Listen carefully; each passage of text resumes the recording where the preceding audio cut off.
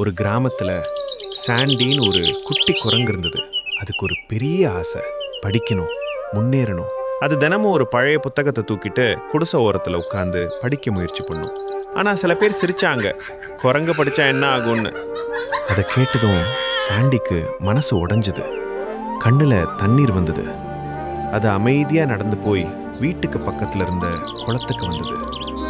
அந்த குளத்துல ஒரு தாமரை பூ அழகா மலர்ந்திருந்தது. சாண்டி கவனிச்சது, தண்ணீர் குறைஞ்சா தாமரை தண்டு கீழே வளைஞ்சிருது, தண்ணீர் அதிகமானா அதே தண்டு மேல நிமிருது. அந்த நொடியில் சாண்டி மனசுக்குள்ள சொன்னது, நான் மேல போகணும்னா என் மனசுதான் மேல இருக்கணும். அந்த நாள் முதல் காலை படிப்பு, இரவு சின்ன வேலை, வருடங்கள் கழிச்சு சாண்டி முன்னேறிச்சு.